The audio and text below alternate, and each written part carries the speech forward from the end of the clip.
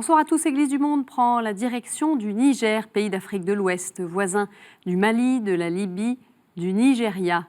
En janvier 2015, après les attentats de Charlie Hebdo, des émeutes d'une rare violence avaient visé les chrétiens. En quelques heures, 80% des églises avaient été brûlées. Un choc pour ce pays à 98% musulman qui connaît une bonne coexistence religieuse.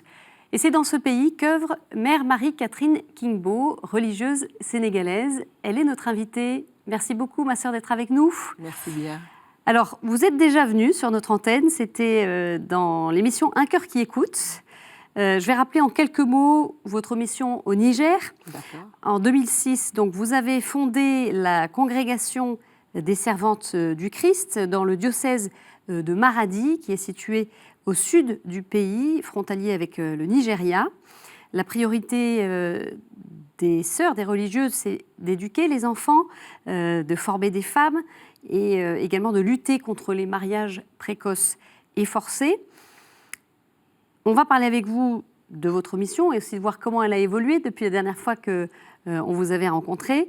Et voilà, parler également plus généralement du contexte de ce pays extrêmement pauvre et qui se trouve dans une région qui est touchée, on le sait, par des violences islamistes autour. Mais alors tout d'abord, on a envie de vous demander, vous êtes ici à l'invitation de l'aide à l'Église en détresse. Quel message souhaitez-vous tout simplement adresser à ceux qui nous regardent ?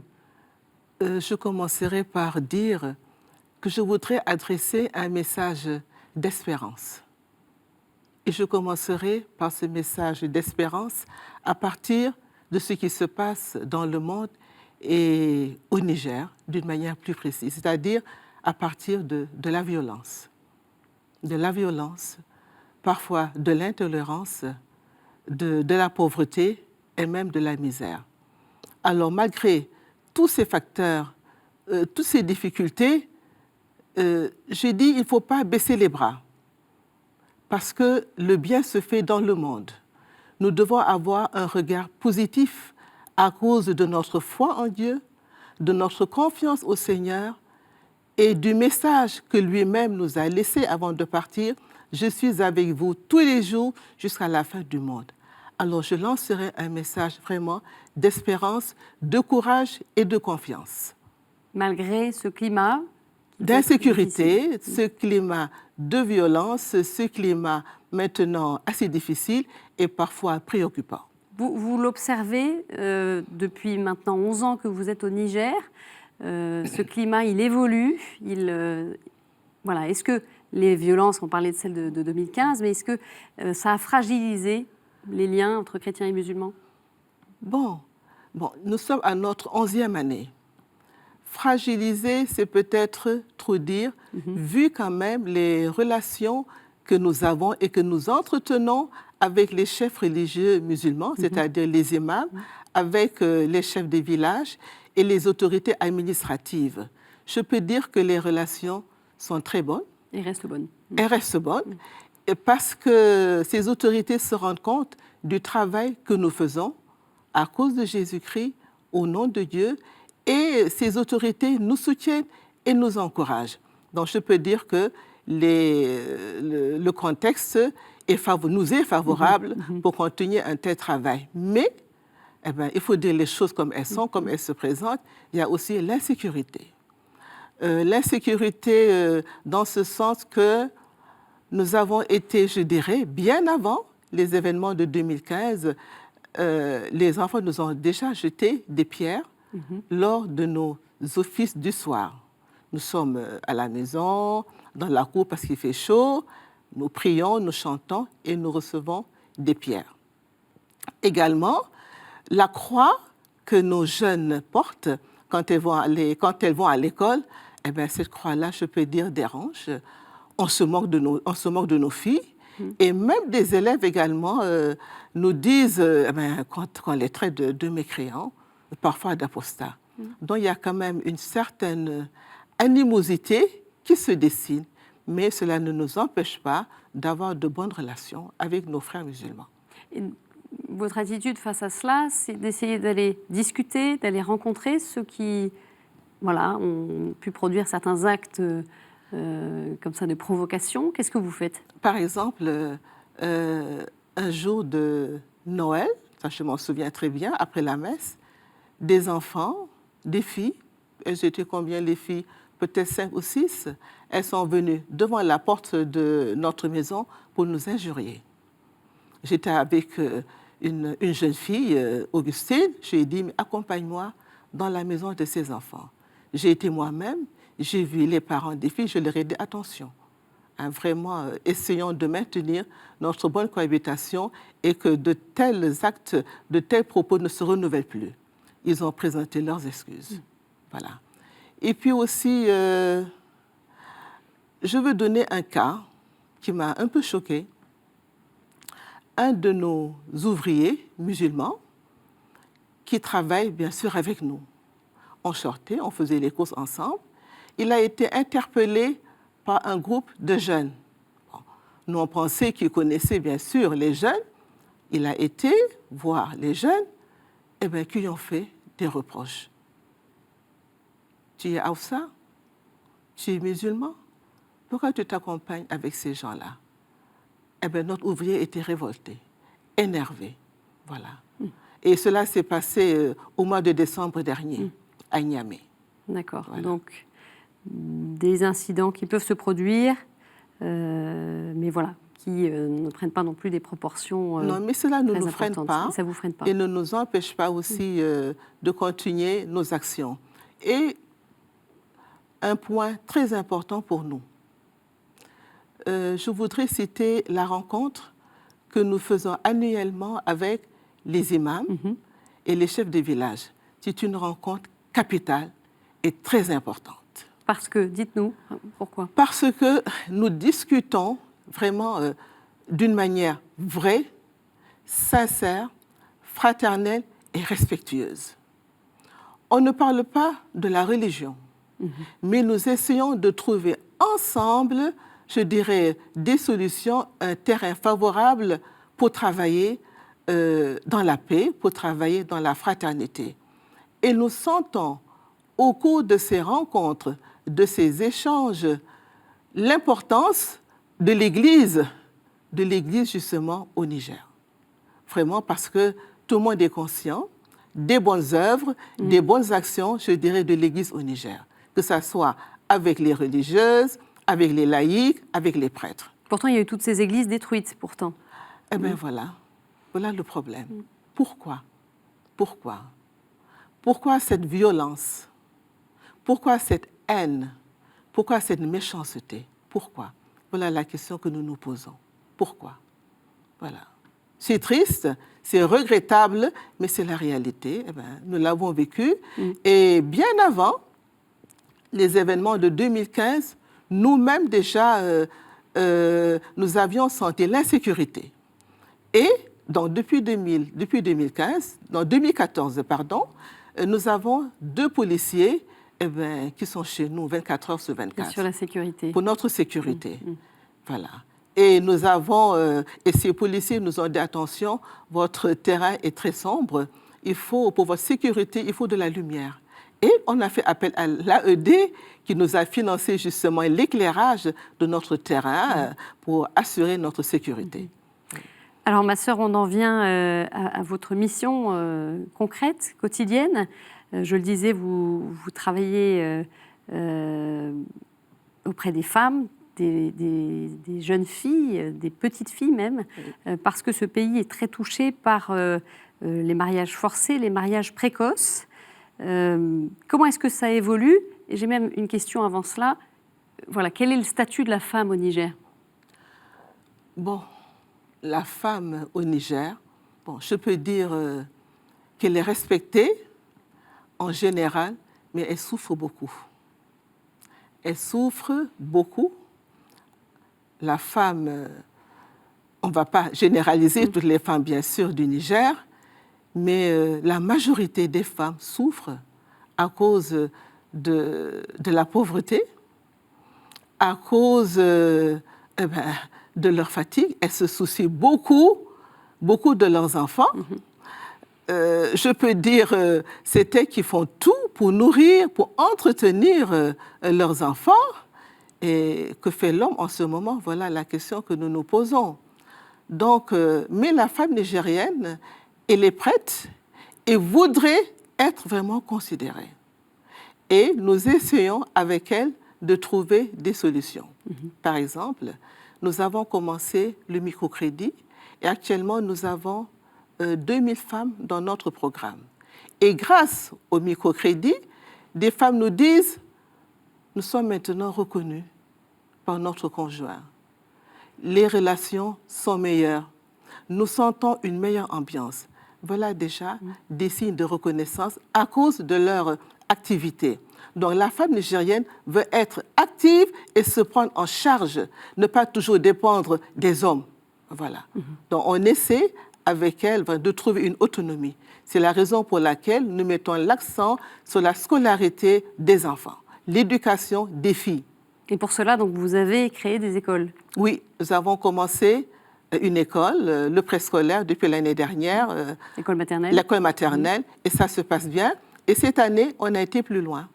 Nous avons commencé un petit internat avec 14 fillettes très pauvres, venant de villages très pauvres, des villages environnants de Maradi, puis de Tibéri. Alors, ces filles sont chez nous, internes, elles vont à l'école, des musulmanes et des chrétiennes. Alors, pour montrer la bonne collaboration entre musulmans et chrétiens, on a dit aux parents, nous on va à la messe le dimanche, les filles récitent le chapelet, les catholiques bien sûr. On a fait ça pendant 2 ou 3 jours, mais les parents des enfants, des fillettes musulmanes, les parents nous ont dit, mais non, nous autorisons nos filles à aller à la messe, nous autorisons nos filles à prier avec vous.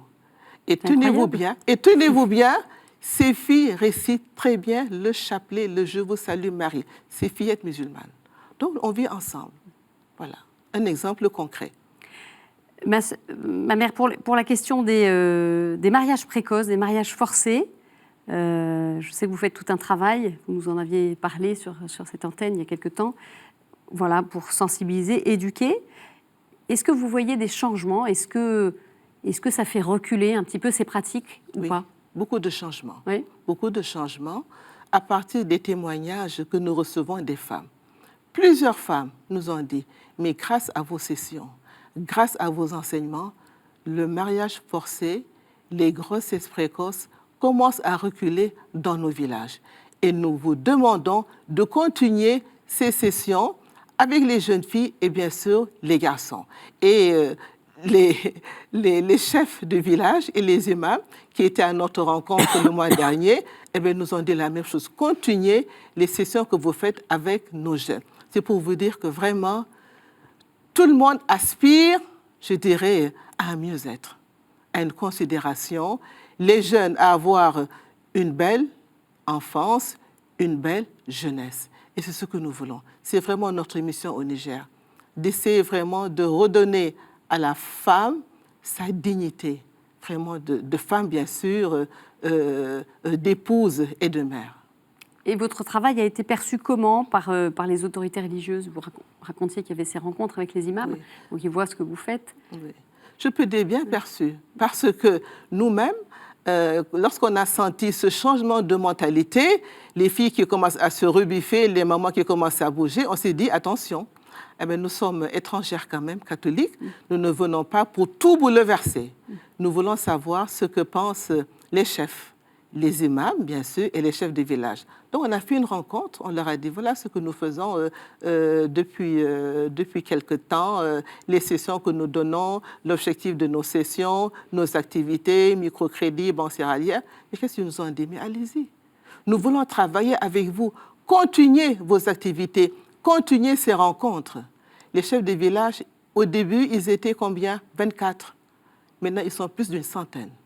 Le mois dernier... À vous suivre. À nous suivre. Et à nous suivre, qui est vraiment magnifique pour des personnalités religieuses, musulmanes, qui nous écoutent, qui viennent à nos réunions, qui s'expriment, qui partagent avec nous. Je trouve ça merveilleux. Ils ne se sont pas sentis heurtés dans leurs coutumes anciennes? Pas du tout. Pas du tout, au contraire. Parce qu'ils ont vu quand même l'épanouissement des jeunes. Un exemple concret. L'année dernière, quand on a convoqué, invité les chefs de village et les imams, une dizaine de femmes étaient là. Je leur ai dit, mais vous n'êtes pas invités, vous ne faites pas partie de la rencontre, donc vous n'aurez pas droit à la parole. Elles étaient fâchées. J'ai dit, bon, qu'est-ce qu'on va faire cette année? On va inviter une représentante de femmes par village. Elles étaient 40. Donc, cette année, il y avait les chefs de village, les imams et les femmes. 40 femmes. 40 plus 42 environ. Alors, ça devait être C'était brillant. magnifique, voilà. C'était très bien, ça s'est très bien passé. Un exemple concret. Les femmes voulaient se faire entendre devant les autorités. Elles se sont exprimées, elles ont dit ce qu'elles pensaient.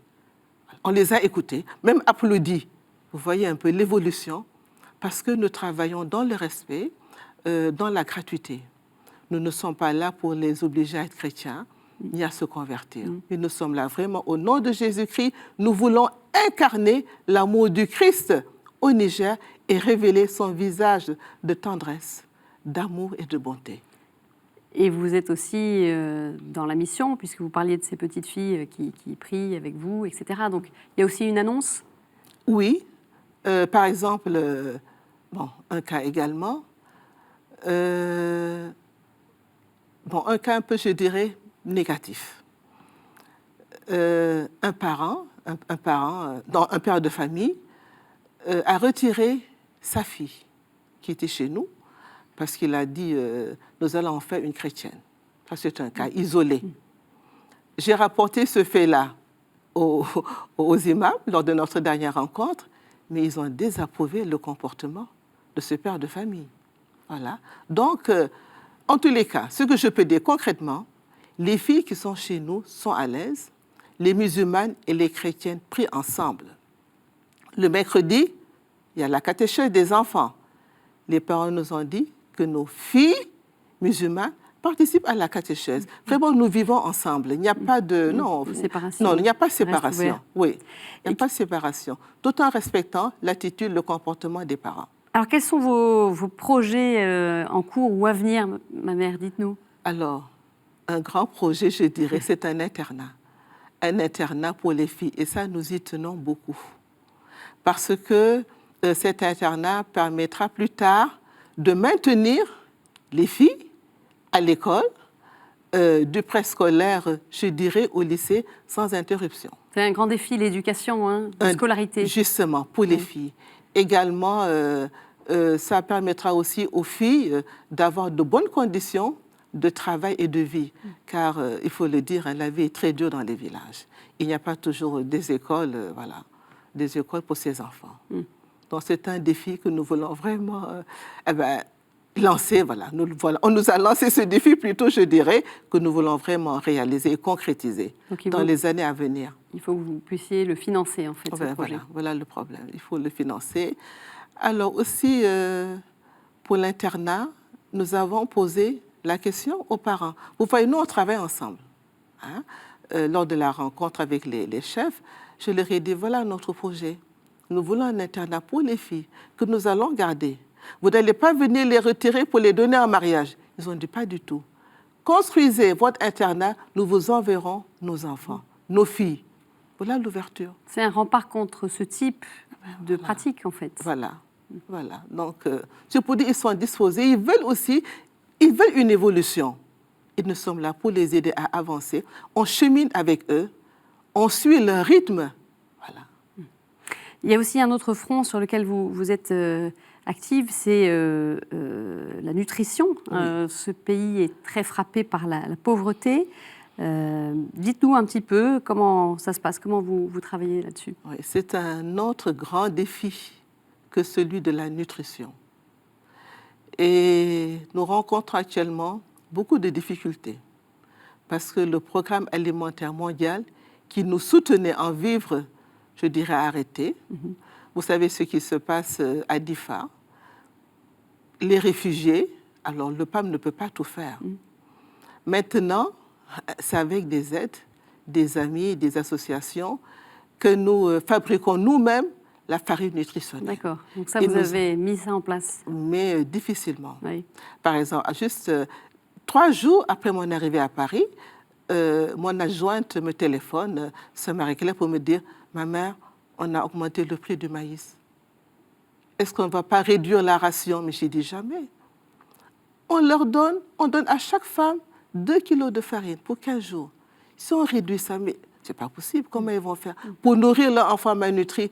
Nous maintenons nos 2 kilos, qu'auparavant, avec le pain, et avec des aides, avec des appuis, nous allons continuer notre nutrition. Donc voilà un gros problème que nous rencontrons dans notre centre, les vivres. On n'a pas assez de vivres. Et nous recevons environ 300 à 400 enfants malnutris chaque semaine. Sans compter les femmes enceintes malnutries et les femmes allaitantes malnutries. Il faut nourrir tout ce monde. Et les gens nous font confiance. Vous y parvenez? Difficilement. Et parfois, nous sommes très tristes quand des villages entiers retournent les mains vides après avoir parcouru 10 km, 20 km à pied, faute de vivre. Ça, quand même, c'est dur pour nous. C'est dur pour nous, oui. Quel message souhaitez-vous faire passer peut-être aux chrétiens qui nous regardent, ma mère? Un message de confiance. Et je reviens toujours au mot espérance. Et surtout, et ça j'y tiens, que l'Occident, que les pays qui nous soutiennent, qui soutiennent nos œuvres en Afrique ou dans d'autres continents qui en ont besoin, eh bien, que ces personnes ne baissent pas les bras. Que l'Occident ne baisse pas les bras. Que l'Occident ne se décourage pas. Qu'il continue de nous faire confiance et de cheminer avec nous. Alors moi, je dirais un message aussi de patience. De patience. Qu'ils acceptent de nous comprendre et de continuer les aides. Parce que pour le moment, sans l'Occident, je ne vous le cache pas, voilà. Vous avez besoin de soutien. On a encore besoin du soutien de l'Occident. En toute humilité, c'est la réalité. C'est la réalité. Un mot sur les religieuses de votre communauté. Ma mère, elles viennent d'où? Vous êtes combien aujourd'hui? Alors, nous sommes 14 religieuses. Une novice sera professeur bientôt au mois de juillet. Et bon, vous connaissez bien sûr le Niger, qui est un pays à forte majorité musulmane. Donc, les vocations viennent des pays limitrophes. Actuellement, nous avons 5 nationalités, mais aussi un pas qui commence à se faire des Nigériennes. Il y a des vocations. Oui, nous avons 8 Nigériennes comme aspirantes dans notre foyer. Donc, c'est déjà un pas. Une ouverture aussi. Maintenant, les filles catholiques commencent à prendre conscience de la vocation, surtout de l'Église, de la place qu'elles ont au sein de l'Église au Niger, l'Église famille au Niger. D'accord. Et donc, elles peuvent être, notre présence partantes. Aussi, notre présence a provoqué, je dirais, bousculé peut-être un peu. Provoquer des vocations, des vocations, voilà, des vocations. Le courage aussi aux filles de continuer. Merci beaucoup, Mère Marie-Catherine Kigbo, d'être venue sur ce plateau. Et si vous repassez, revenez nous voir, on sera toujours heureux de vous accueillir. Merci. Pour vous soutenir, c'est possible, on peut envoyer un chèque. Oui, bien sûr. Et puis, alors, on peut également consulter le site internet www.espoir-niger.org. C'est ça, oui. Qui parle de votre action là-bas, de votre mission. Oui. Merci beaucoup, merci à l'AED et très, très belle soirée à tous. On se retrouve mercredi prochain. Au revoir.